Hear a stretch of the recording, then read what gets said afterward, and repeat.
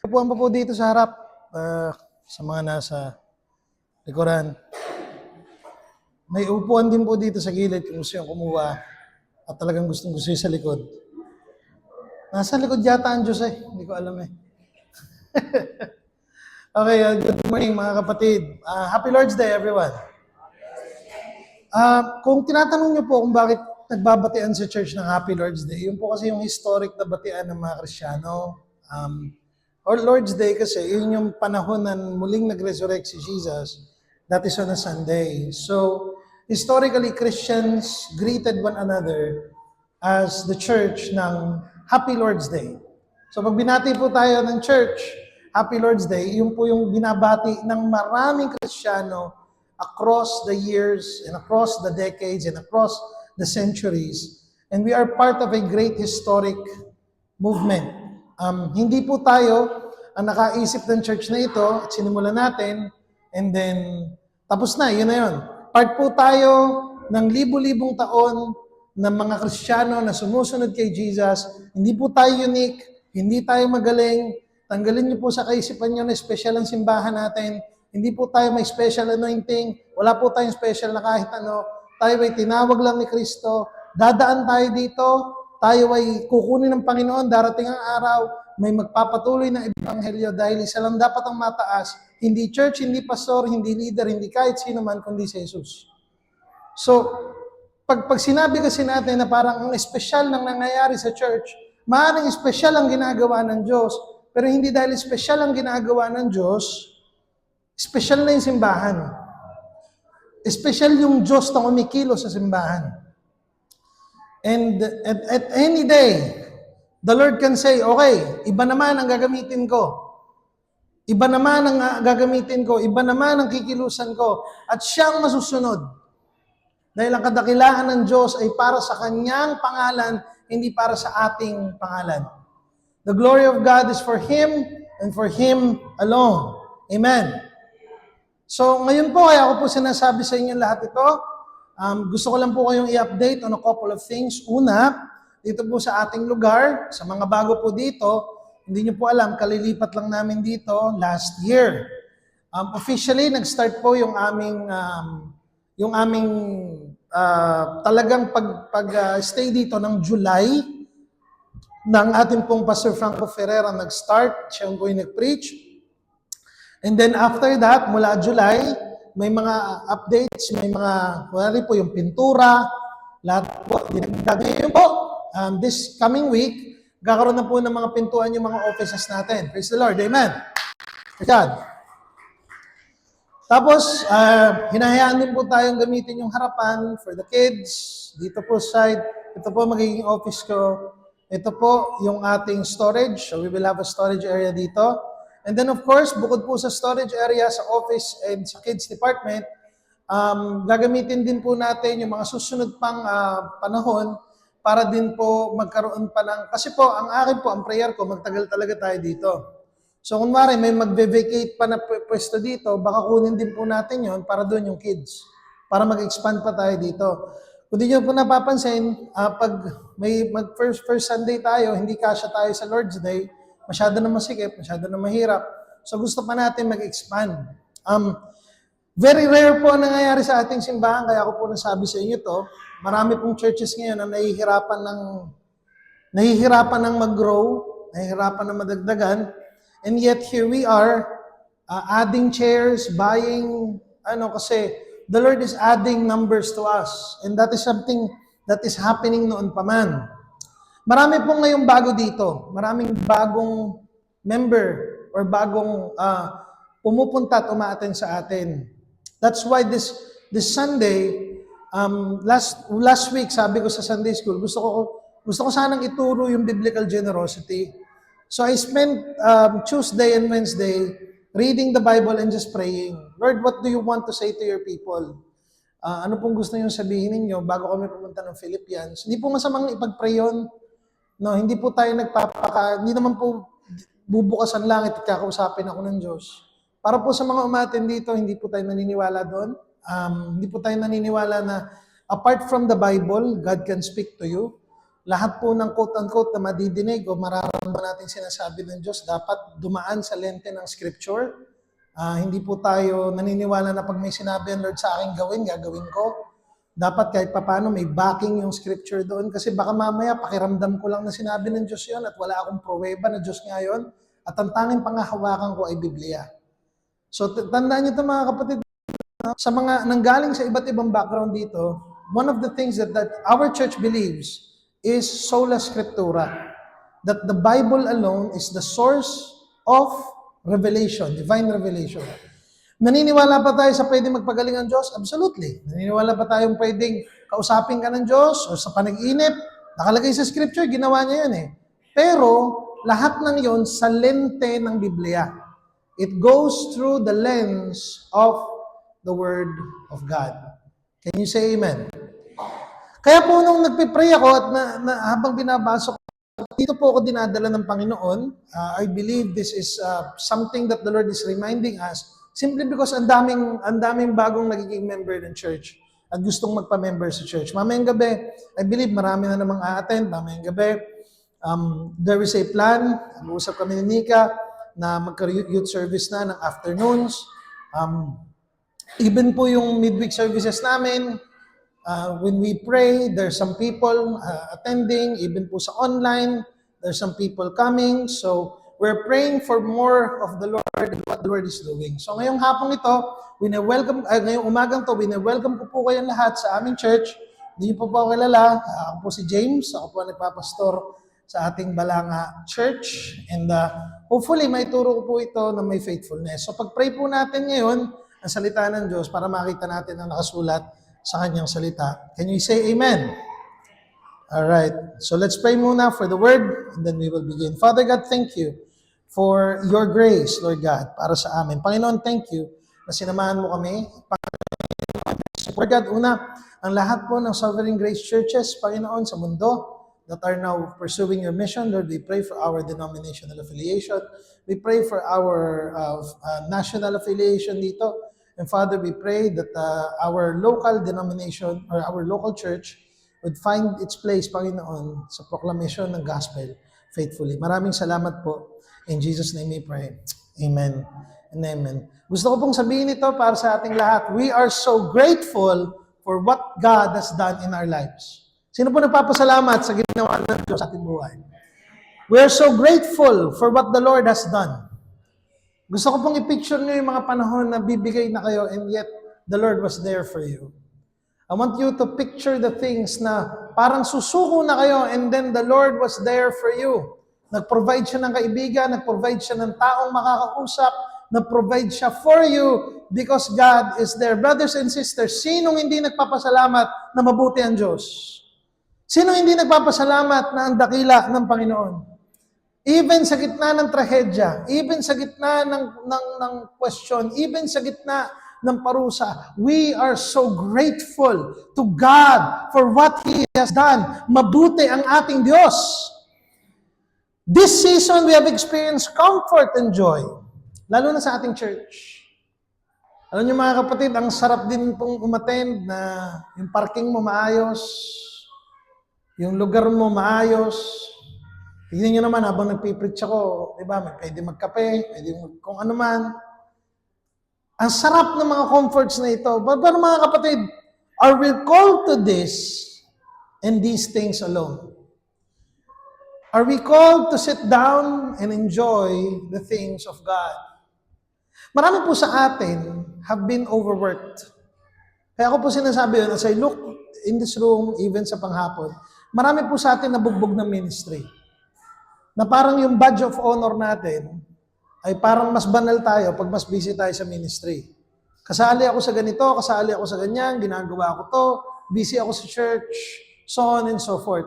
At kahit na gano'n ang ating puso, na parang proud tayo na tayo nag-ministry, mga kapatid, ang nakakatakot doon, na baka mamaya, we're so proud of what we do, we forget who He is. Sa Matthew chapter 7, makikita natin, nung lumapit yung mga tao sa harap ni Jesus, At sinabi niya, Panginoon, nagpalayas kami ng demonyo sa iyong pangalan, ginawa namin to sa iyong pangalan, ginawa namin to sa iyong pangalan. At sabi ni Jesus, kailanman hindi ko kayo nakilala. Pag napansin niyo po yung nakasulat doon, ang sinasabi lagi nila ay yung ginawa nila. Never nilang sinabi yung ginawa ni Kristo. Hindi nila sinabing namatay ka para sa akin, pinatawad mo ko, minahal mo ko. Ang lagi nilang pinapamuka ay yung ginawa ko. Ako po ay perfect po yung attendance ko sa church. Natapos ko po lahat ng klase na binigay ng church na ito. Natapos ko po lahat ng training na binigay ng church na ito. Ako po ay ganitong leader na sa church na ito. Ito na po yung level ng aking leadership sa ganitong klaseng organisasyon. At lahat ng kanilang righteousness ay nakuha mula sa kanilang ginagawa, pero hindi ginawa ni Kristo para sa kanila. Brothers and sisters, I want to tell you this with all the love of my heart and tell you, walang kwenta ang lahat ng ating narating. At kung hindi yun totoo sa inyo, nakakatakot yun dahil hindi aanihin ang kaligtasan mo ang kahit anong bansa na yung narating, ang kahit anong trabaho na yung narating, ang kahit na anong degree na yung naabot, ang kahit anong promotion na yung nakuha. Kapatid, kung yun ang yung habol, nakakalungkot dahil hindi ka nun nililigtas. Hindi ka nun nililigtas. Yun ang totoo. Kahit anong posisyon ko sa church na ito, kung di ko kilala si Kristo, hindi ako maliligtas. Pero pastor na po kayo. Paano niyo po nasasabi yan? At ang sagot ko, yung mga nagsalita sa Matthew chapter 7, naglilingkod din sa church. Yung mga anak ni Eli sa 1 Samuel ay mga priest sa loob ng church. Not because you're serving inside the church does not mean you're a Christian. We have to be clear about this. Sinabi po doon sa verse 18, mga kapatid, pagkatapos ng resurrection ni Jesus, after the resurrection, humarap siya sa kanyang mga disciples. Just the fact na buhay si Jesus. Can we look at verse 18 kung maaari? Just the fact that after the resurrection, ano po sinabi dito? Lumapit si Jesus sa sinabi nila, ibinigay na sa akin ang lahat ng kapangyarihan sa langit at lupa. Ngayon po, ano pong nangyari dito? This is post-resurrection, post-resurrection Christ. Pag sinabing post-resurrection Christ, resurrected na po yung body niya, hindi na po yun namatay. Ano po ang ibig sabihin ng resurrection? Ang resurrection ay ganito, nabuhay na nga muli si Kristo, kasi po iba yung resuscitation. Resuscitation is this, namatay, nag-flatline, binuhay ulit, nabuhay ulit. Pero mamamatay ulit yon. Pag tumanda na yan, for example, 40 years old po ako ngayon, na-stroke ako, niresurrect ako, nabuhay ako. Pagtanda ko, eventually, mamimit ko ang kamatayan ko. Ano ang resurrection? Namatay si Jesus, nabuhay na nga muli, upang hindi natikman ang kamatayan kailanman. Yun ang resurrection. Si Jesus ay resurrected. Ibig sabihin, yung Jesus na pinakain ng inihaw na tilapia nila Pedro noon, ay yung Jesus na pinapanangalinin nyo ngayon, when you are praying to Jesus, that Jesus has not tasted death. Yung katawan ni Kristo na yon, na umangat, yun pa rin ang katawan niya mula nung siya'y nag-resurrect. Hindi na makakatikim ng kamatayan, hindi na makakaranas ng kasalanan, si Jesus ay nagtagumpay kailanpaman.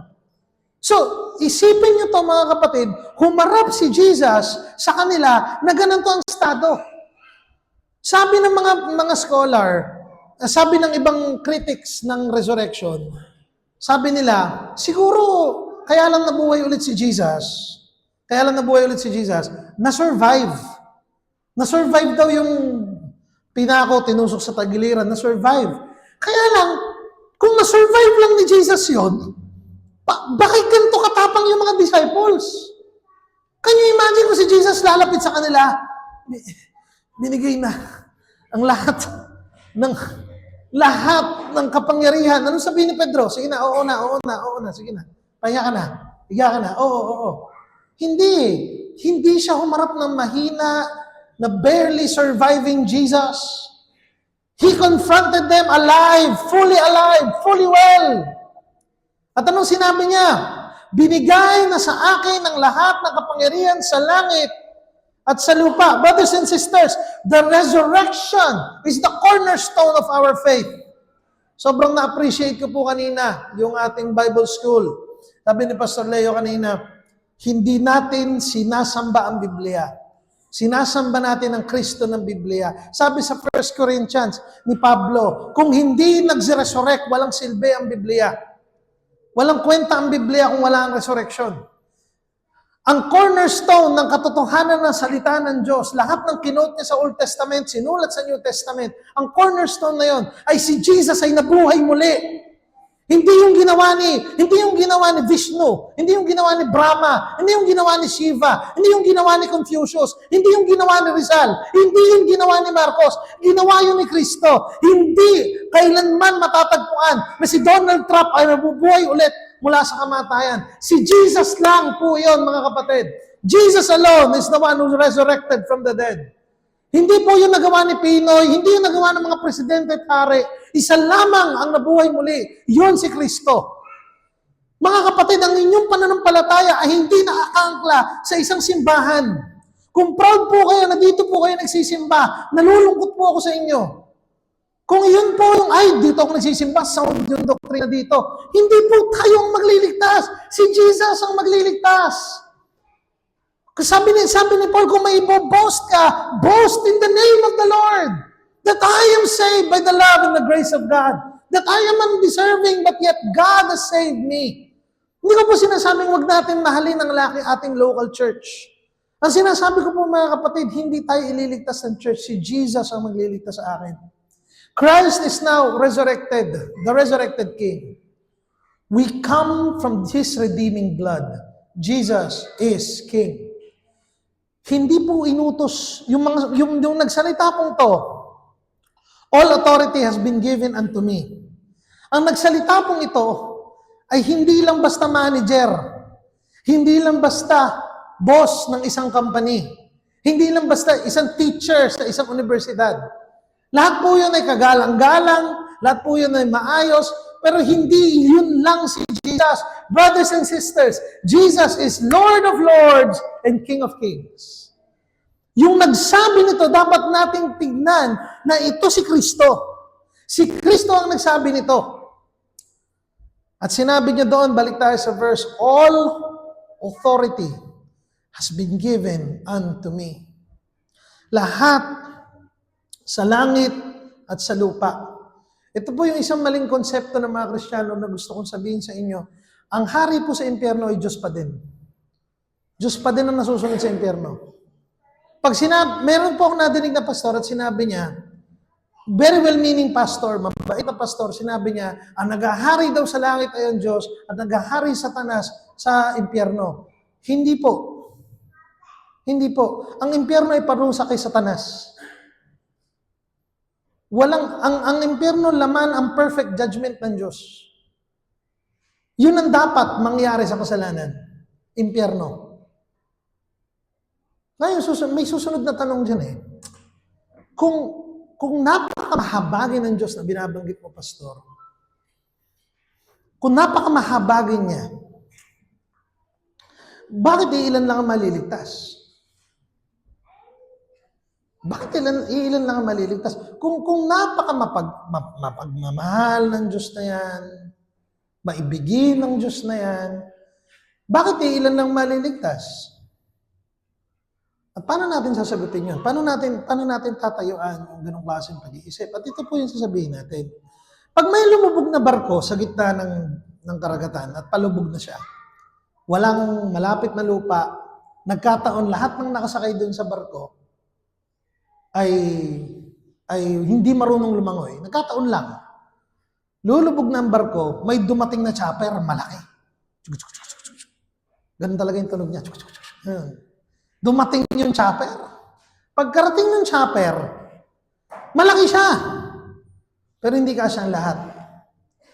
Habang palubog, ano sasabihin ng mga nalulunod? Bakit yan lang? Bakit yan lang? Bakit yun lang? Tapos dumating yung mga nagliligtas, mga nagmamadali. Kapit na! Ulo, di ko may kasunod dyan. Ganun ba ang sasabihin ng mga mamamatay? Hindi ba sila magpapasalamat? Hindi ba sila matutuwa?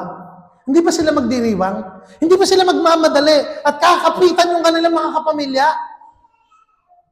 Hindi ba sila matutuwa na sa gitna ng kadiliman, sa gitna ng kawalan ng pag-asa, may dumating para magligtas? Na wala kaming kakayahan, hindi kami makakalangoy, walang lupang makakapitan, mamamatay na kami lahat. And yet, may helicopter na dumating at ililigtas kami.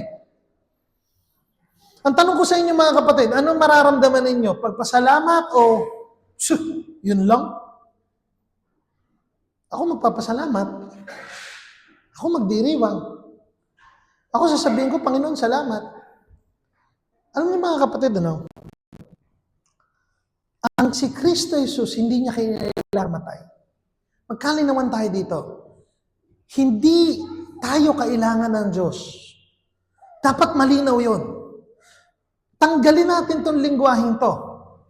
Paano kung hindi na ako yung nagpastor dyan? Paano na lang? Paano kung hindi ako nag-lead dyan? Paano na lang? Anong klaseng kayabangan yun?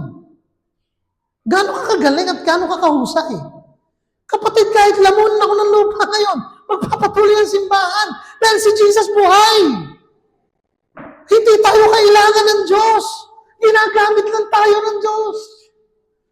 Gaano kayabang yung gantong statement na, paano na lang kayo pag hindi na ako yung ginamit ng Panginoon dyan? Sino ka? Ano may pagmamayabang mo sa hari? Isang napakalaking karangalan na buksan ang Biblia, aralin ang nakasalita, ang salita at ituro sa inyo. Mga kapatid, hanggang ngayon, minsan, pag nandun sa bahay, minsan hindi pa rin ako mapaniwala na itong church na to ay naglilikom ng pondo para mabigyan ako ng honorarium para aralin at ituro ito sa inyo. Hindi ganun kalaki. Pero, ayos lang. Pero naglilikom pa rin. Okay lang yan. Lalaki din yan. Lalaki lalo yan. Amen, amen.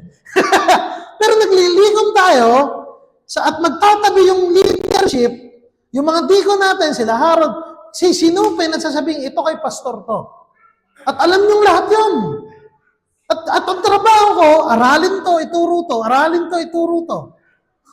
Hindi pa rin ako makapaniwala na ganun siya kaliit, na ganun ang puso natin sa pagbibigay.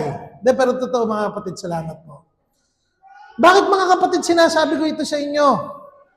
Dahil ang haring natin, sinabi sa atin, ito yung source, ito yung motivation, ito yung pinanggagalingan. Dito magagaling na, okay, ano susunod na sasabihin dito?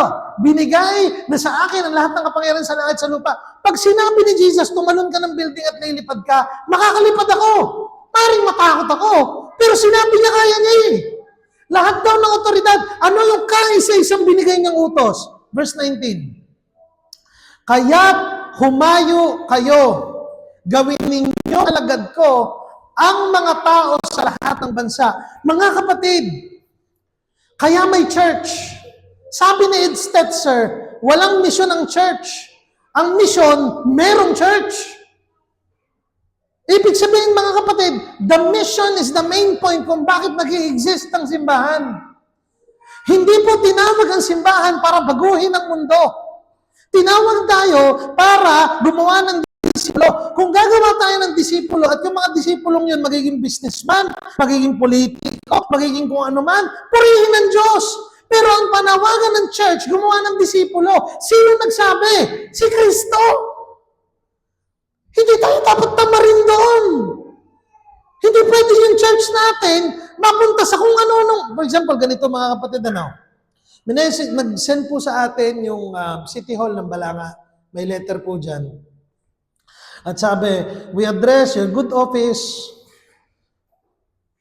na magdo-donate kayo ng, kung pwede, donation ng dugo, gano'n.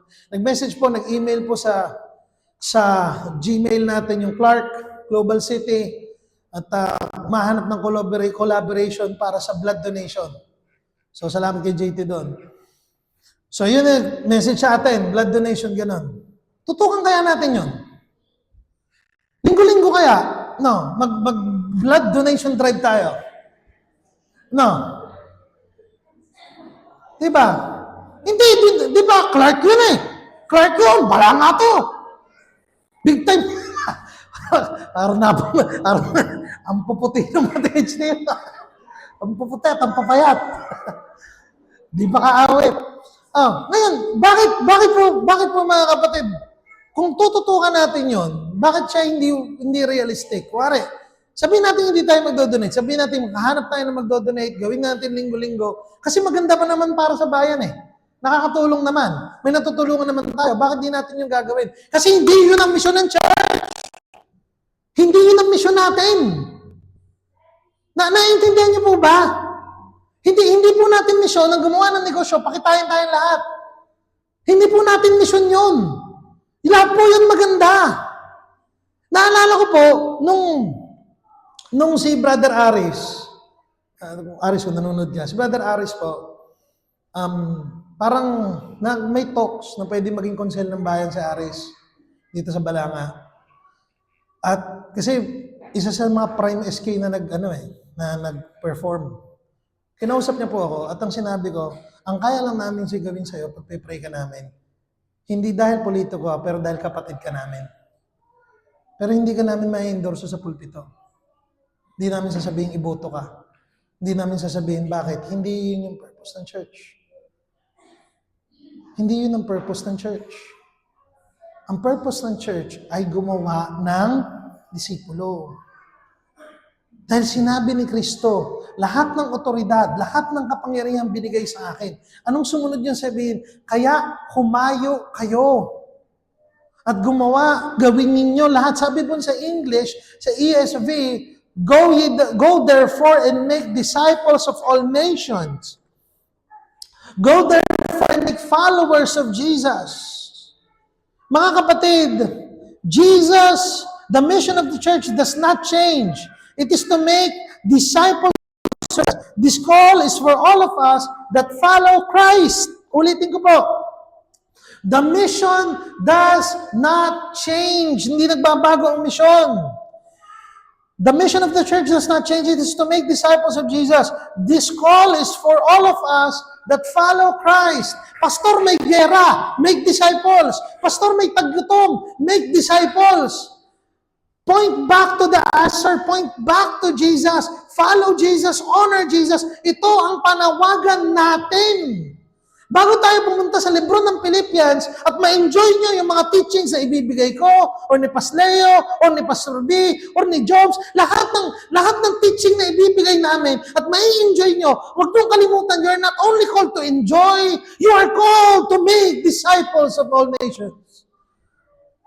That is your calling, brothers and sisters. Nung bata po ako, tuwan-tuwa ako pag nagsasalita ako at maraming nakikinig. Tuwan-tuwa po ako. Naalala ko po dati sa dati naming church, tinawag po ako sa Sambales, mga nasa 1,000 po yun umattend theological summit. Yung declaration of faith, inutusan ko, ni-request po ng pastor, ituro ko daw. Tinuro ko po yun, 15 po yun, tinuro ko. Buong araw, tuwan-tuwa po ako, yung pride ko, nagpapalakpak. Pero ngayon po mga kapatid na nakikita ko, masasayang ang ating oras pag hindi ko na ituro sa inyo na kayo po habang sumusunod kay Kristo, ang panawagan din natin bilang simbahan ay umabot ng ating mga kaibigan kasi ganito po, mga kapatid, kung alam natin na dagat-dagatang apoy ang pupuntahan ng ating pamilya, mga pinsan kapatid, bakit hindi natin sila aabutin para sa kalwalhatian ng Diyos? Naalala ko po yung question and answer. At binanggit po ito ni Pastor Leo at binanggit din to dati ni Raymer sa akin. Tinanong daw si R.C. Sproul at sinabi ni R.C. Sproul sa isang question and answer, may enjoy ko ba yung langit kapag wala doon yung aking pamilya? May enjoy ko ba ang langit pag wala doon ang aking mga kapatid at kamag-anak at kaibigan? May enjoy ko ba ang langit? At ang sagot ng ni R.C. Sproul ay hindi na tungkol sa iyo yun, hindi na tungkol sa mararamdaman mo. Ang langit tungkol na sa Diyos. Amen. Tungkol yun sa Diyos. Pero ayoko pa rin pumunta pamilya ko sa impyerno. Amen. Ang langit tungkol na yun sa Diyos. Pero naniniwala ba tayo na hanggat kaya natin, Hanggat pwede natin bahagian, hanggat pwede natin ipag-pray na maniwala sila kay Jesus, gagawin natin yon. Amen? Baka kasi mamaya, madinig yung sabihin namin yon, pwede na pala, hayaan mo na sila. Hindi yun ang sinabi natin. Ang sinabi natin, pagdating ng araw na yon, at ginawa na natin lahat, luluha tayo at malulungkot tayo. Pero mga kapatid, ang ating pag-asa, meron tayong Panginoon na kaya magligtas. Jesus can save! Kaya niyang iligtas ang iyong mga kamag-anak, ang iyong mga kaibigan. Kaya niyang iligtas, baguhin ang kanilang buhay, dalhin sila sa liwanag. Ganon kakapangyarihan ang ating Panginoon. Jesus can save us. He saved us, and He can save our family. Our mission is not yet over.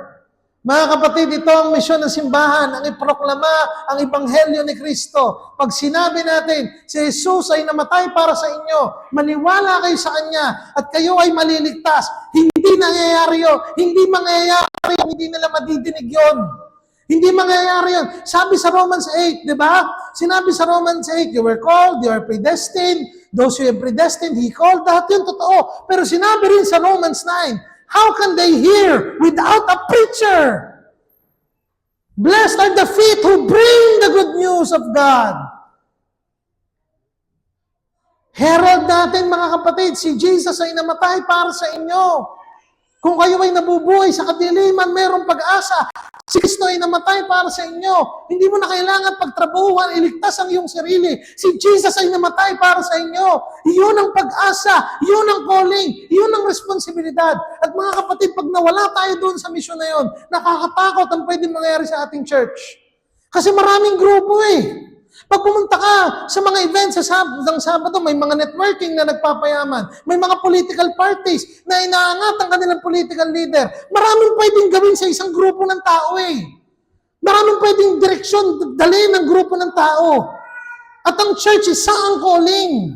Ang church, ang calling natin ay gumawa ng disciples para kay Kristo. Noon po mga kapatid, nung nag-start po ako magpastor, ang gulo ng service namin. Gulo ng service namin. Ako lang halos yung nagsasalita, may aawit, mag-a-announce ako, matagal pa. Tapos natatapos yung service. Ang gulo, pero, walang kapera-pera noon, talaga. Pero naintindihan ko noon na dapat kaming gumawa ng disipulo. So uupuan namin yun, pag-uusapan namin yung Bible, lahat. At nakita ko yung effect hanggang ngayon ng mga dumaan doon sa pagbabasa lang ng Bible, pag-aaral, na merong relationship na nabuo, nakita ko yung bunga nun. Napagod din ako doon. Pero ngayon mga kapatid, sa nakikita natin, trend ng church, isa lang ang pwedeng puntahan ito. It's either we go back to the mission of Christ or we do a mission of our own. Malungkot maging isang church na nai-enjoy yung doktrina pero hindi binabahagi ang gospel. Ang lungkot ng isang church na nai-enjoy lang natin yung ebanghelyo. Laging, ang biruan kasi sa evangelicals, lalo na sa Pilipinas,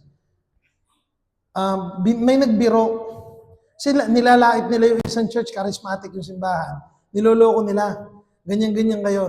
Nagbumwelta yung binibiro. Sabi ng binibiro, ay kayo, malalalim nga kayo. Pero ilang taon na, 10 taon na, kayo-kayo pa rin. May katotohanan yun. Hindi sila umabot ng ibang tao, hindi sila nag-evangelism, hindi sila nag-reach out. Pero malalim ang doctrine. Pag nakausap mo sila, alam nila yung 5 points ng Calvinism. Pag nakausap mo sa ulo, yung theological, yung canon of Dort, dinaanan. Ang tatalino. Subukan mong banggitin na ibahagi natin ang gospel. Alam niyo yung sagot. Sovereign ng Diyos, magliligtas siya. Kasi ganun ang ginawa ni Jesus. Ganun ba tayo mag-share ng gospel? Sasabihin natin, at mga kapatid, kung sino man ang maniniwala, ay dahil inabot lang kayo ng Holy Spirit. Bahala na ang Holy Spirit. Ingat. Yun ba sasabihin ko? Mga kapatid, what will we say? Believe the Lord Jesus Christ. Today is the day of salvation. Mga kapatid, pwede tayong maging malalim sa doktrina, pero maging malayo yung puso natin sa mga nawawala. Ang misyon ng simbahan ay umabot ng mga tao. That's why I appreciate yung ating mga kaibigan like sila Pastor Frank at Pastor Derek. They'll always try to share the gospel sa platforms, sa social media, because hindi lang na tumitigil yung ministry sa doctrine. Alam niyo po, napaka-enticing, no? Na mag-aaral tayo. Tulad kanina po, no? Ang dinadaanan natin, Belgic Confession. And then the Word of God. Pag binanggit natin yung mga salita tulad ng authority, inerrancy, simplicity ng Diyos, Trinitarian, holiness, duplex gratia, yung mga ganong klaseng doktrina. Parang ang lalalim nun eh. Pero mga kapatid, pwede tayong lumalim ng lumalim. At yung paa natin ay nakatanim doon sa mga malalalim na bagay ng Diyos. Pero hindi natin kailanman naisip yung mga taong kailangan ng Kristo. Let's not be that church. Let's not be that church. Let's be a church that really loves to preach the gospel to people. Ayaw nyo nun, hindi lang tayo excited magpanalo ng kaluluwa. Pag pinanalo natin sila, mapapanalo sila sa isang simbahan na may pakialam sa doktrina, na may pakialam sa mga malalalim na bagay ng Diyos. Hindi pa kayo natutuwa na yun ang ating, yung lalim po sa Diyos, hindi po yun yung pinag-pray kayo at bubuwal kayo at mangingisay kayo. Mga kapatid, kayo po ba, ito po, sa mga magulang, katulad ko, ayaw ba yung mga anak nyo lumaki na mayroong takot sa Panginoon? Ayaw nyo po pa noon, mga kapatid. Kasi kung disciple-making lang din, a job of a parent, mga nanay, mga tatay nandito, your job, the first job you have is to share the gospel to your family and to disciple your kids in Christ. Brothers and sisters, tignan po natin we keep knowing Jesus and we keep making Jesus known. Kaya yun yung tagline ng church knowing Jesus makes us known. Kinikilala natin si Kristo, ipinapakilala natin siya. It is, pag tinanong nyo, ano yung mas mahalaga dito sa dalawang to? Kilalanin si Kristo, ipakilala si Kristo. Parang yung tinanong yung ibon, kung anong mas mahalagang pakpak. Kaliwa ba o kanan? Hindi siya makakalipad either. When we know the gospel, we share the gospel. People need to know Jesus. And we need to share the love of Jesus. Kayo po ba, mga kapatid? Tanungin ko kayo. Kayo po ba? Alam kong busy kayo sa buhay, naiintindihan ko po yun. Nagtrabaho din po ako, yung misis ko po nagtatrabaho, I understand that. Kayo po ba, nag-take na po ba kayo ng time para lang sabihin sa isang tao na, alam ko ang ebanghelyo, pwede ko bang ibahagi sa inyo? Alam ko to, alam ko. Nagawa niyo na po ba yun? Pastor, matanda na ako Hindi usapan dito matanda. Ang usapan dito, may pakialam ba tayo sa mga taong maaaring pumunta ng impyerno?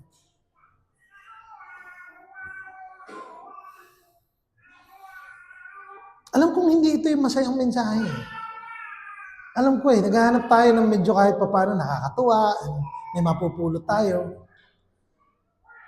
At ito, parang sinasabi natin, ibig kong sabihin, kailangan namin kumilos. Ibig sabihin, kailangan namin umabot. Yes. Yun ang eksaktong sinasabi ko. Na kailangan ng mga tao si Jesus. At paano nila madidinig ang gospel kung wala tayo? Brothers and sisters, sinabi po doon, balik tayo sa verse ating inaaral. Dito bago tayo pumunta ng Philippians. Tignan niyo po, verse 18, if we read together. Verse 18 reads, kung makapunta agad. Thank you, Isaac. Verse 19, I'm sorry. Verse 19 reads,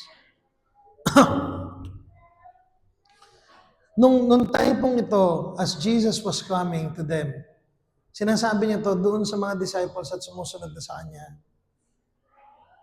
Brothers and sisters, naka-entail to If you are following Jesus, and if you love Jesus, you will share His name. It is an automatic kind of thing. Sabi dito, bautismohan ninyo sila sa pangalan ng Ama at ng Anak at ng Espiritu Santo. Tignan niyo yung verse 20. Turuan ninyong silang sumunod sa lahat ng iniutos ko sa inyo. Nagtataka ako dito sa verse na to kasi bakit nauna yung bautismo bago yung turuan? Pansin niyo yan? Nauna yung bautismo eh. Bautismo niyo sila bago turuan. Alam niyo kasi mga kapatid noon, lalo na sa lumang tipan, sa bagong tipan, nung nadinig ng Ethiopian sa Acts, sa gawa, yung katuruan, ang unang sinabi ng Ethiopian, eto may tubig! Anong pumipigil sa akin bautismohan mo ngayon? Yun ang una yung sinabi. Nagpabautismo agad siya, right then and there. Hindi ko po sinabi na ang pagbabautismo ay magliligtas. Hindi po tayo naniniwala doon. Pero kung inutos to ng Panginoong Hesus at mahal mo siya, bakit ayaw mo sundin? Ang tanong eh. Sabi niya dito, turuan niyo silang sumunod sa lahat ng inuutos ko sa inyo. Hindi pwede makareceive tayo ng katuruan ni Kristo nang hindi nagkakaroon ng desire na dapat magpabautismo ako. Ang bautismo po mga kapatid, pag nakatayo ang isang tao, nilubog mo, yun yung kamatayan at yun yung resurrection, yung pag-angat niya. From death to life. May baptism po tayo sa July. Napapaisip lang kayo, sa July po. Punuin niyo lang yung sign up mamaya. But we have that kind of assurance, brothers and sisters. Turuan niyo yung sumunod lahat ng inuutos ko sa inyo. Tandaan ninyo, ako'y laging kasama ninyo. Mga kapatid, gaano kahirap to, yung verse 18 and 19. Alam niyo yung verse 18 and 19, lifetime calling na ng church yun. Kaya tayo pumupunta dito para kilalanin si Jesus. Yung Lunes hanggang Sabado, oportunidad yun para ipakilala ang Diyos sa iba. Hindi ko po sinabing invite nyo sa church. Hindi ko po sinabing, ang sinasabi ko po mga kapatid, yung pagkakataon na sabihin lang na mabuti ang Diyos. Ngayon, yung pag-usapan ng reliyon, bakit hindi ka maging mabuting kaibigan? Bakit hindi kayo magkape, magkasama? Bakit hindi kayo magkwentuhan lang muna? Bakit hindi muna tayo maging patient? Kung hindi pa sila handa, bakit nyo sila pipilitin? Nung March 1 po mga kapatid, meron po dito, nanonood ka Ann, meron pong kaibigan si Jiniel, ang pangalan Ann. At almost 1 year po siya, pabisi-bisita sa bahay, aalagaan si Teo, kasama ni Jiniel, makikipagkwentuhan, uupo sa couch, makikipagkwentuhan, gusto matulog pa sa bahay minsan, kasi si Teo, ganyan. Nung March 1, wala po akong ka-idea, nandito si Pastor Jeff, umattend. Galing po pong Hermosa. Binabasa nila pala yung binigay naming libro, yung What is the Gospel ni Greg Gilbert. Ano pong ginawa namin? Sinare namin ang gospel, kumakain kami magkasama, nagpe-pray kami. Unti-unti, the Lord worked in our heart. Brothers and sisters, ano ba yun? Kung hindi yung ebanghelyo nagtatrabaho sa puso ng tao.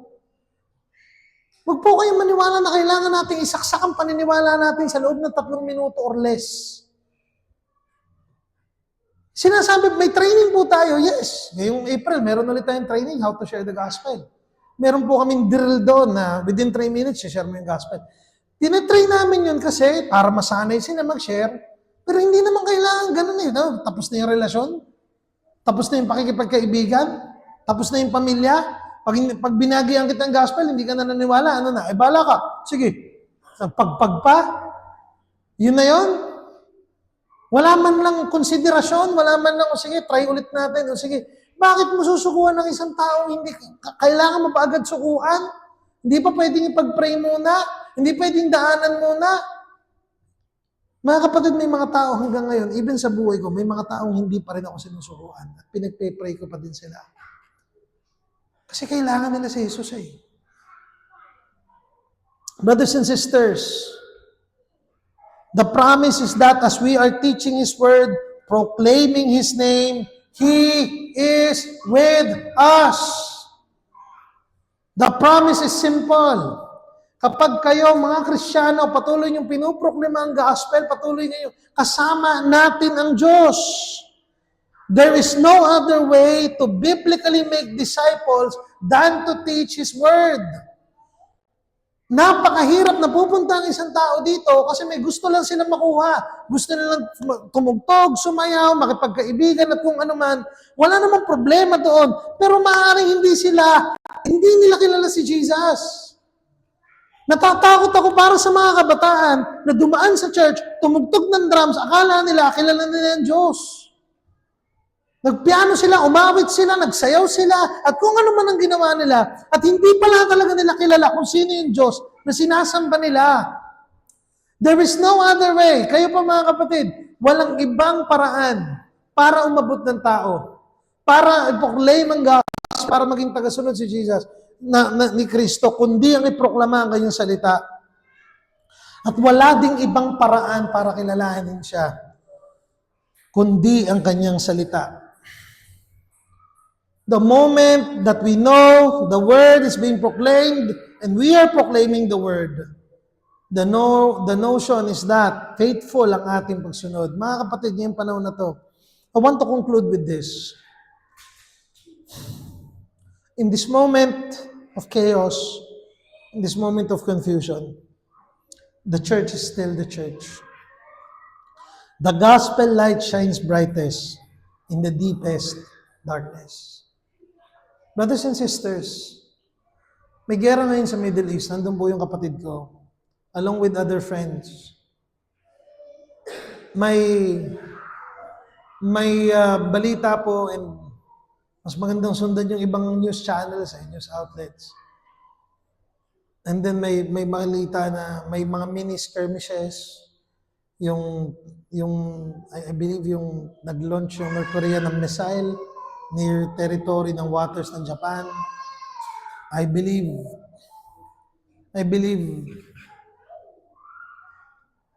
may hindi pa rin natatapos yung conflict ng Ukraine at Russia. So there's wars everywhere. Hindi po aksidente na hanggang ngayon yung nakikita natin kasama sa giyera, Israel. I don't believe that's an accident. Huwag niyo muna akong tanongin kung anong stand ko doon. Kasi mahirap ipaliwanag dito, mahaba. Pero sa lahat pong yun, may gera, may confusion, tataasan yung gasolina. Susunod na linggo, lahat tayo nakabike na. Lahat tayo nakabike na siguro na. Sa lahat po ng ito, isa lang po ang sigurado . Pag bumalik kayo sa scripture, hindi nagbago ang utos . Pag bumalik kayo sa scripture, nakalagay, iproklama nyo na ako ang Diyos at magliligtas at dapat silang sumunod sa akin. Yun ang utos . Bakit po mahalagang iyon ang balikan natin na inutos ng Diyos? Kasi mga kapatid, ang dami natin gustong gawin, ang dami natin gustong hulaan, ang dami natin gustong posisyonan. Ang dami natin gustong sabihin, ang dami natin gustong maabot. Mga kapatid, isa lang naman ang pinroklama ni Kristo. At ano yun? Gumawa kayo ng disipulo.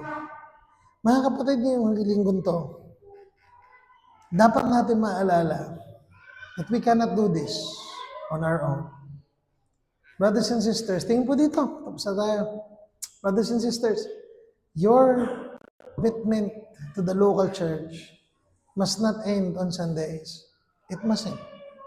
Alam ko, iba sa inyo, nanggaling na sa ibang church, napagod na. Naintindihan ko yun. Pero hindi nagbago yung utos .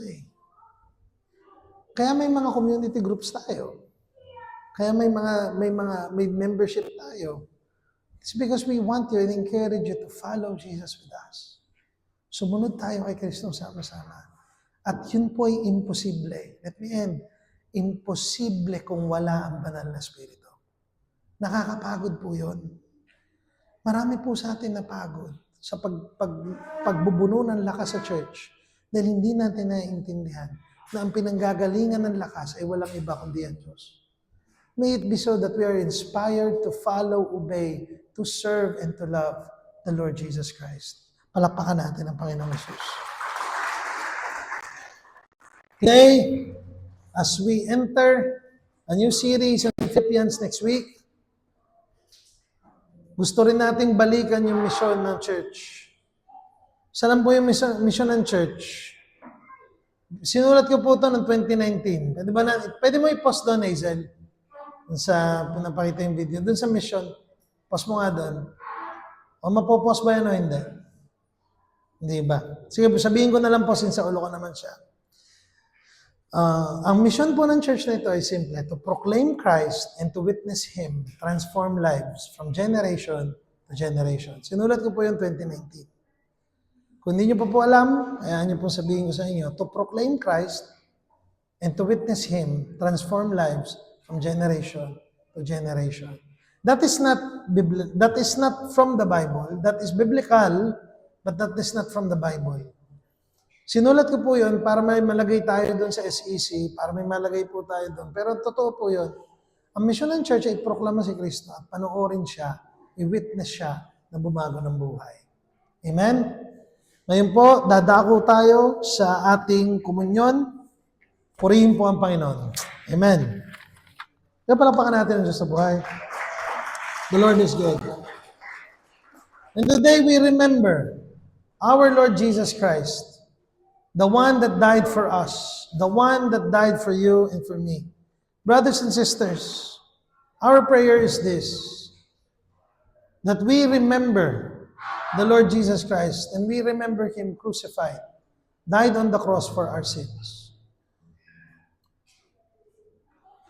As we declare and we read, ito kayo, salamat. As we declare and read, mga kapatid, ang kanyang scriptures, let's turn to Matthew 11, verse 28 to 30. Let me read.